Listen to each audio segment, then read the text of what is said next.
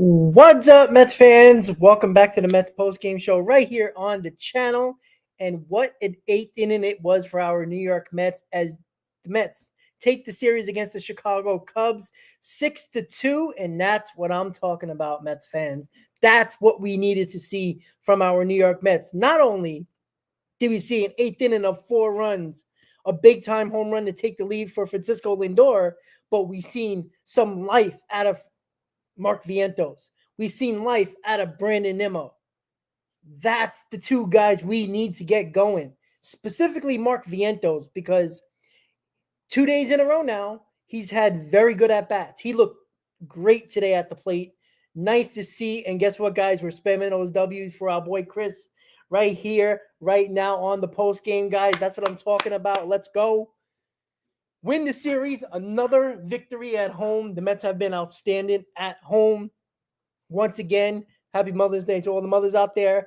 What a Mother's Day it was for the New York Mets. Love it, love it, love it.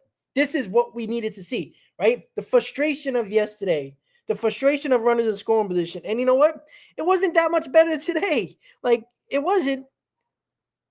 But that is the best part about this. Like right now, they were, if I'm not mistaken, they were actually pretty good today. It wasn't special. It wasn't a lot of things going on, but they left 5 men on left on base. All right, not terrible, right? But they were 1 for 3 and runs in scoring position. All right, I'll take it. I'll take it. But you know what? It was the home runs. What about Luis Torrens? I know we got taken out of the game, in today's game, but what about that triple?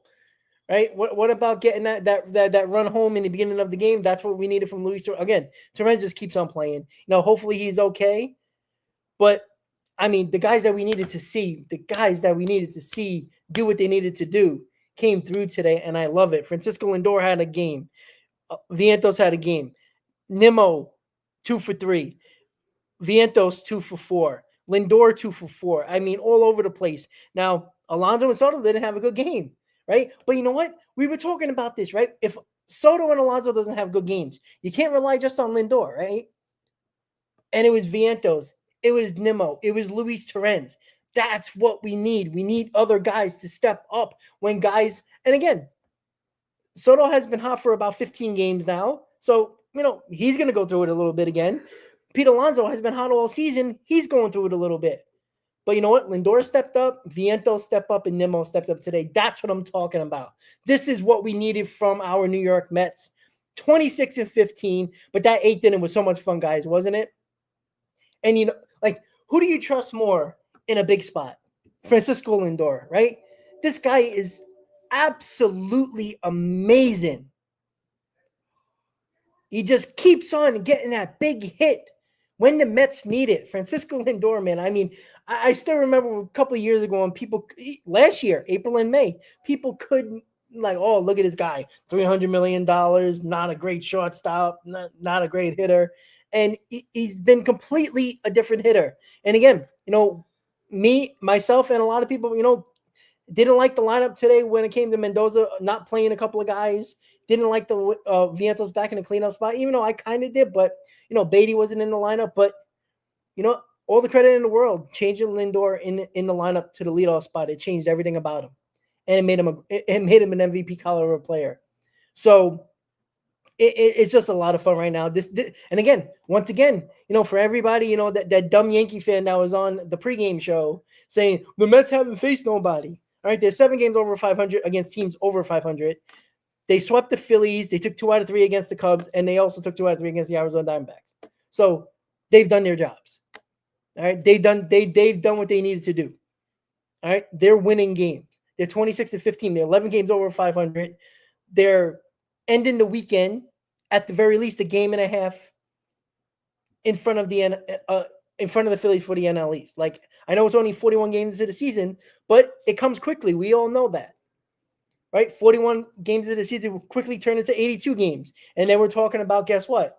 The trade deadline. So long way to go here, but you like to see what we needed to see from this offense today. Again, not bad at all. 1 for 3 runners in scoring position, 5 left on base. Take it. Perfect. But what about Griffin Cannon? Another 6 inning performance from Mets pitching. Lovely to see. Lovely, lovely, lovely to see.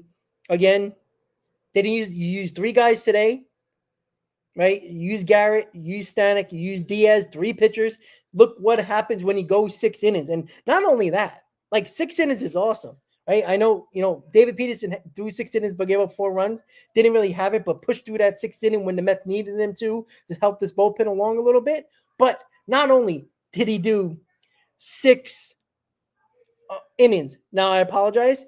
It's not 2 earned runs. It's 1 earned run. That's on me. Sorry about that. I was trying to rush to do this post game while I was watching the game, so I just wrote that. I didn't change the 2, but it's one earned run, 1 walk, 5 strikeouts, and he gave up a home run in the game. That was the only run he gave up.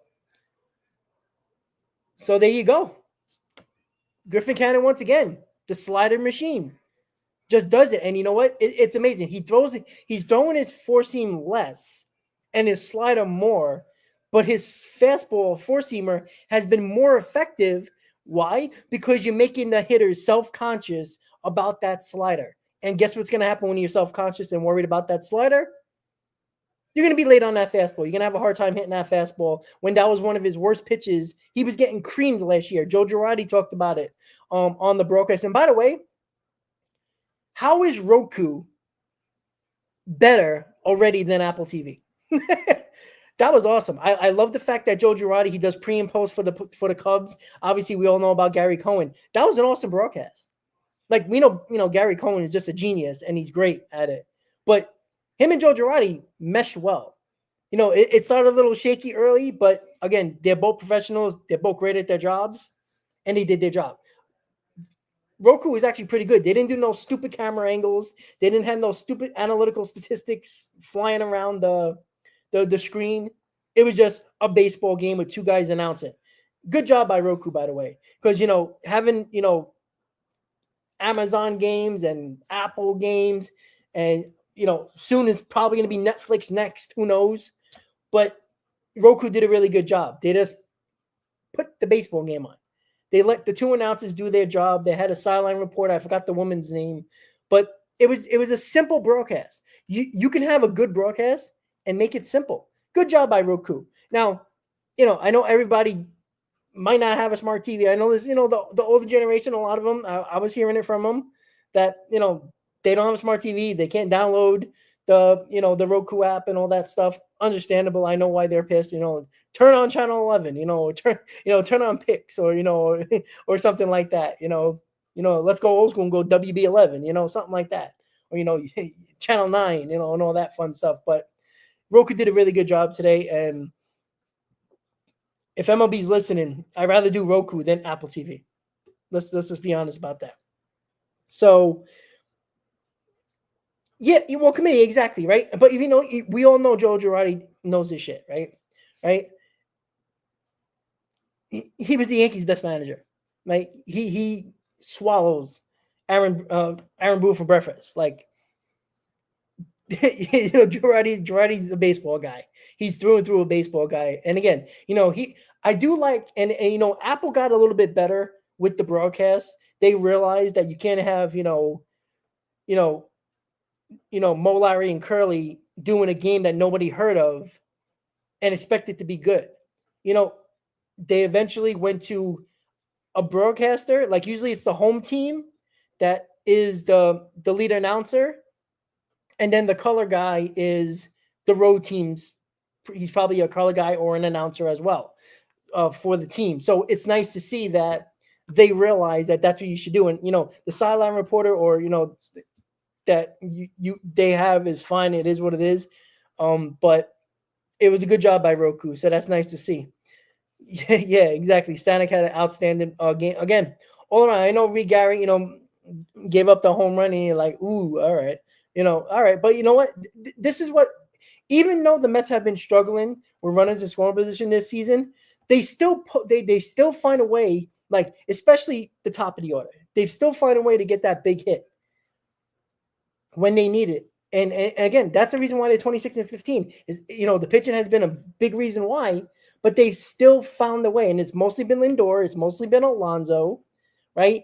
And again, if anybody's listening, the baseball gods, can Vientos or Nimmo, one of those guys, get going here? And again, Vientos has shown it the last 2 nights. He looked really good with his at-bats yesterday, and we saw his at-bats today much better. He's looking more and more confident at the plate, and that's what we need from Mark Vientos. Mark Vientos needs to be our cleanup hitter.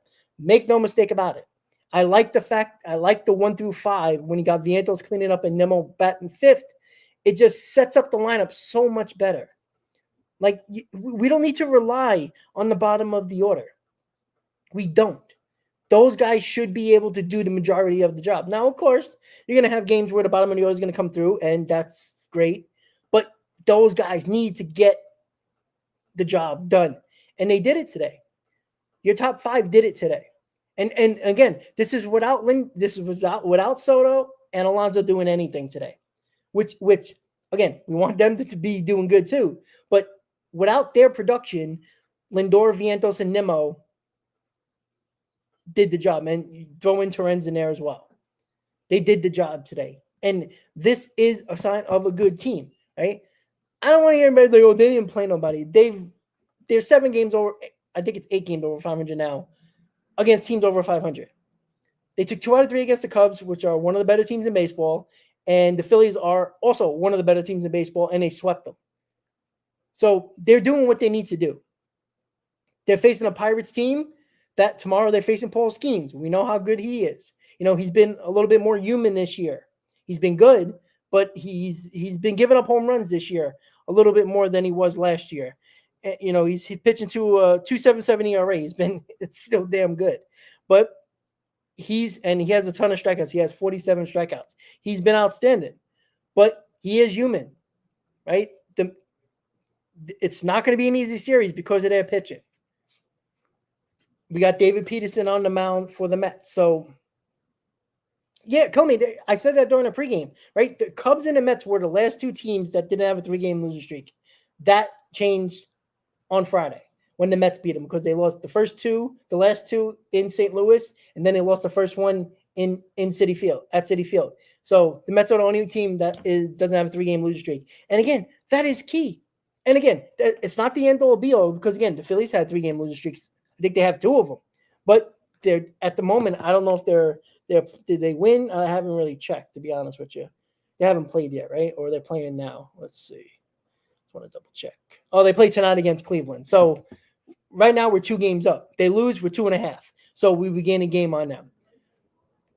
Just keep on playing. Keep on winning series. That's what we keep on saying, right? The Mets, I think if I'm not mistaken, they're like on pace for like 100 wins, around that, maybe 102, 103 wins. They're right there. Now, is this pace going to happen continue all year? I mean, who wouldn't want to sign up for that, right? But they've been outstanding. They've been really good. They've been getting the big hits more often than not. Right, the runners in scoring position are a problem. Like, they have no problem hitting a late inning solo home run to take the lead. That has been probably their best, I would say, asset offensively. They've been getting that big solo home run late in the game. I believe Lindor has 4 of them, 3 or 4 of them already. Soto had one the other day. Alonso had a couple already. Vientos, gave that extra insurance run before Nimmo hit the 2-run homer to make it 6-2. So, those solo shots late in games are killers, man. Really killers. Because, I mean, you felt the momentum leaning towards the Cubs a little bit when they tied that game when they hit the home run off of Reed Garrett. But again, right away, right after the Cubs tied the game, you're like, all right, here we go. We got the top of the order coming up. Come on. And who else than Lindor doing the job? That is exactly what we got to continue to do. And again, the Pirates are not good, but their pitching is really damn good. So you can lose a series against this team, right? There will be people like, how can you lose a series against the Pirates? Well, you can get shut down by their pitching. Now, I haven't really looked at the numbers bullpen-wise with the Pirates, so I'm not sure if their bullpen's any good, but their starting pitching is very good. And, by the time the pregame comes on tomorrow, I will check the numbers for the bullpen and see if they're any good. Now, if you guys have checked that already and saying in the comments, please let me know. So we'll just find out what the Mets got against PostGame tomorrow. It's going to be, look, you got to try to scratch a run against them. David Peterson had a rough outing. His last time out was able to push through 6 innings, but had a rough time the last time he pitched. He's got to come out and, get the job done here and continue our winning ways at home and start the series off right, which is winning the first game. This is why game 1 of series are so important, because you got 2 opportunities in a 3-game series to win a series. That's why game 1 is so important, because your backs are against the wall if you lose the first one, because now you got to win one of those 2, and you hope you win the second one, because now you're going into the 3rd game of the series possibly getting swept. So there you go. Lindor, the real king of New York. Well, Soto doesn't suck, all right? He's batting .350 over the last 16, 17 games. He had a rough game today, but he's fine. Trust me, he's fine. He doesn't suck. Like, that is not a cool comment. Soto does not suck, all right? He's been their best hitter over the last 2 weeks. All right, he's batting .350, have a 1,200 OPS. He's hitting 5. He has 5 home runs in this month, and it's only May 11th. He doesn't suck. Now, Lindor is badass, and he is the leader of this team, and there would probably be nobody else up I want in this big situation than him. Like, he just gets it done. Like, there's no mistake, and I talked about this in the pregame. Lindor, Soto, and Alonso, right? I've killed Alonso during the season last year. He deserved every little bit of criticism, but his numbers in the postseason are damn good. Juan Soto, great numbers in the postseason. Francisco Lindor, great numbers in the postseason. That is your top 3 in your lineup. That's why they're considered contenders, because those guys step up in the biggest moment. Look at the numbers in the postseason for those 3 guys. Now, obviously, Alonso has the least amount of games compared to Soto and Lindor, but they're still very good numbers. Lindor and Soto have outstanding numbers in the postseason. We've seen what Lindor did last year. We saw what Soto did with the Yankees. They would have never got past the first round if it wasn't for Juan Soto. That's why there needs to be somebody else, especially during the season, because guys go through slumps. But who would you want on any other team than those 3 guys in the postseason? If you can give me 3 guys on a team from any other team, we can have a conversation. But who else would you want? Those 3 guys. They step up in the biggest moments. That's what they do.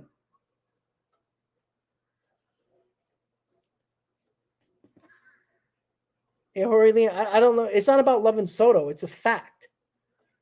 Again, you don't care about facts. That's okay. I mean, not everybody can, right?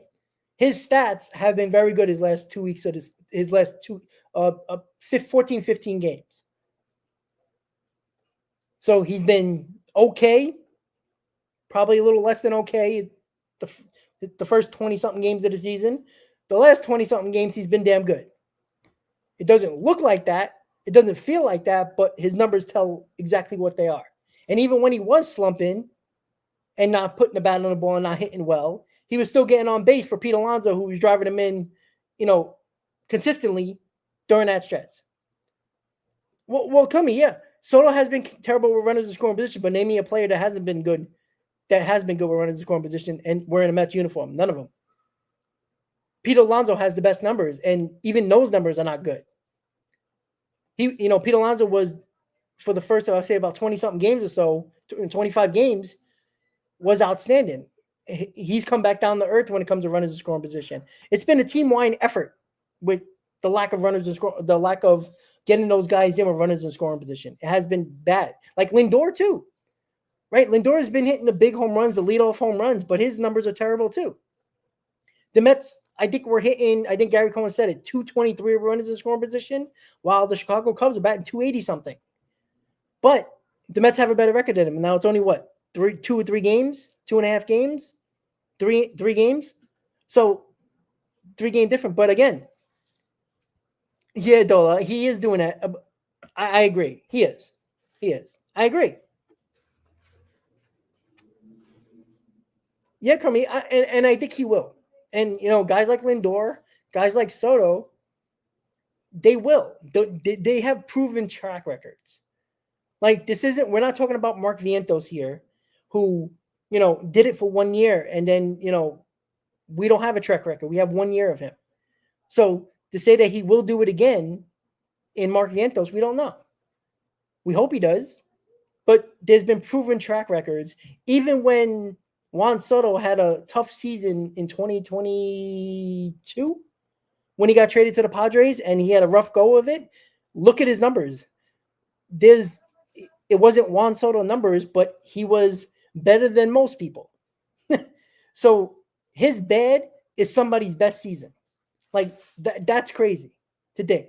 So I'm still not worried about Juan Soto. I'm not. Because I've seen Lindor go for a 2-stretch month when he was batting 150. Juan Soto figures it out. One thing he does well, he will hit. He's done it the entire career. So there's consistency there. He's going through it right now. I'd like him to be better, but he's not. We're running the scoring position. But the stats over the last 2.5 week stretch of games have been exactly what you want from Juan Soto. And that's what we got to continue to hope for, getting better and better. But again, it's been a team-wide effort. We talked about this. When the entire team as a whole is batting 223 with runners in scoring position, it's not just one guy. You don't bat 223 and it's only one or two guys. It's a whole lineup. That has been the problem. And again, they still been finding ways like tonight or today where they'll hit the late inning solo home run to take the lead or tie the ball game. And they'll come up in one inning and score 3-4 runs all of a sudden. It's like, where did this team come from? This is what they do. And they have been doing that along with really good pitching. And that's a recipe for success. And you got to keep on winning ball games, right? That's how we know, right? We have 26 wins in the first 41. This May is a tougher month when it comes to the teams we're facing, right? After the Pirates, we all know who we got, right? We all know the teams we got. We got Boston. I'm sorry. We got the Yankees, and then we got Boston. So it's a couple of AL East teams, right? The Yankees are a good team. The Red Sox are a good team. But the Mets have faced better. They faced the Arizona Diamondbacks. They faced the Chicago Cubs. They faced the Philadelphia Phillies. Teams that I believe are better than both of those teams. I think the only reason why the Yankees and the Red Sox are over 500 is because they're playing a terrible American League. So, well, Danger, you know what? I mean, again, it's time to shine, right? I mean, you hear it all over social media. Like, everybody expects Soto to, destroy the Yankees. Like, it just feels like it's leading up to that. It just feels like it. Like, that's his moment where he finally becomes a Met. Lindor, when he hit those 3 home runs against the Yankees at Citi Field, right? That felt like the turning point for Lindor when he put his stamp on, okay, now I'm a Met. And again, he wasn't great. He got better after that. He had great numbers after those 3 home runs.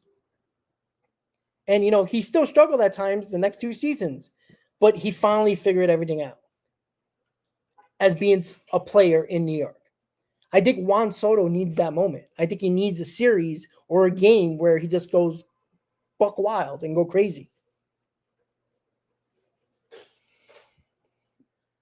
Yeah, well, Patrick, I agree with that. But again, that's just referencing what the idiot Yankee fan that came on the pregame show and saying the Mets haven't played nobody like the Yankees have. So it's silly. So like I said, concerning myself about the team that we're not facing until the next weekend is irrelevant to me. Our next 3 games against the Pittsburgh Pirates. What are we going to talk about with the Pittsburgh Pirates? You should take 2 out of 3. It would be great to sweep, but you got to take 2 out of 3. Win another series. You get the day off on Thursday, and they get to stay home in their own beds because they only got to travel to the Bronx. So They don't got to get up on a plane. They don't got to go on the road, so to speak. They can stay in New York in their own beds. So I think that's always good. Yeah, Danger, I know. We got Paul Skeens. We got the Knicks. How am I dividing my time? Well, 2 screens. I'll probably have the Knicks because it's a playoff game on the big screen, and then the small screen you go with the Mets. I think that's fair. It's a playoff game. Obviously, every game's important in the regular season for baseball, but it's playoffs. Like, it's game 4. The Knicks can take a 3-1 lead, or the Celtics can tie it. So that's what I'm gonna do. I'm gonna watch both of them, that's for sure. But I'm ready. I'm ready to go. I'm very happy how the Mets played in today's game.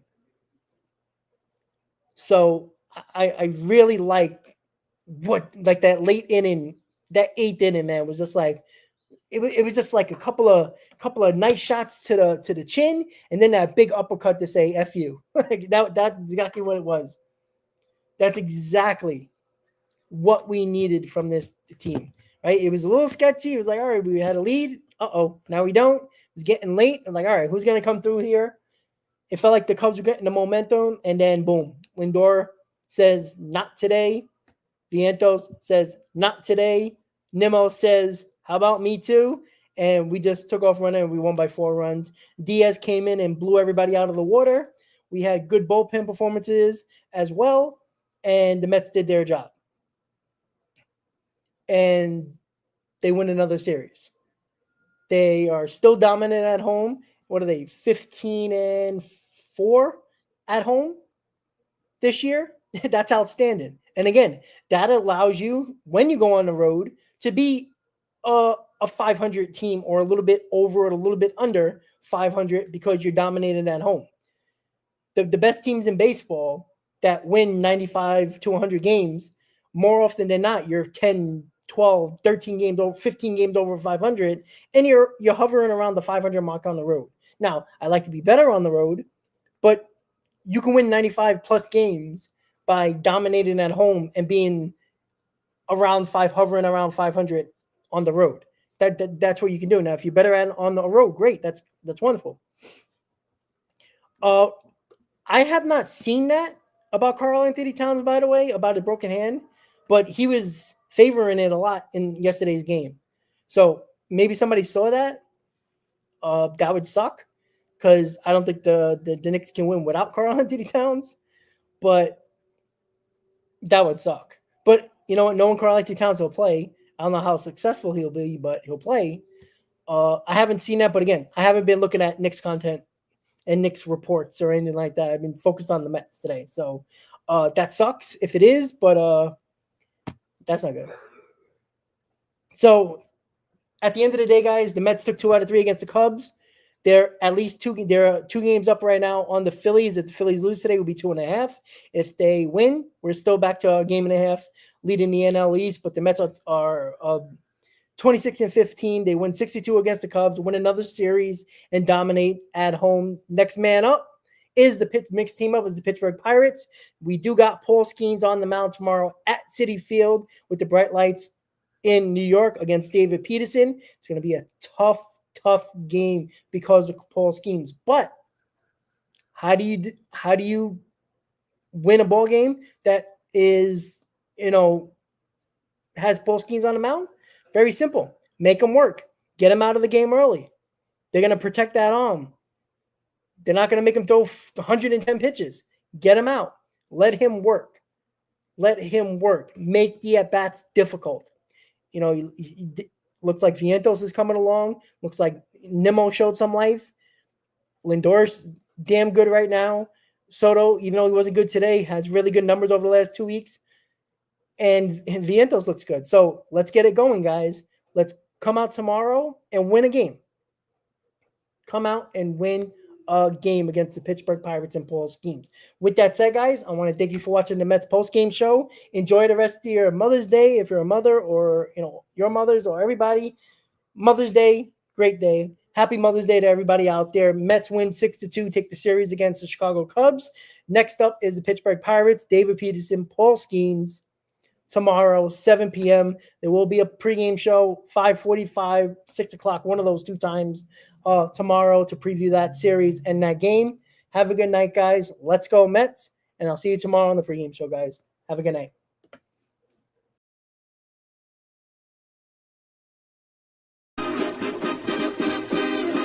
Meet the Mets, meet the Mets.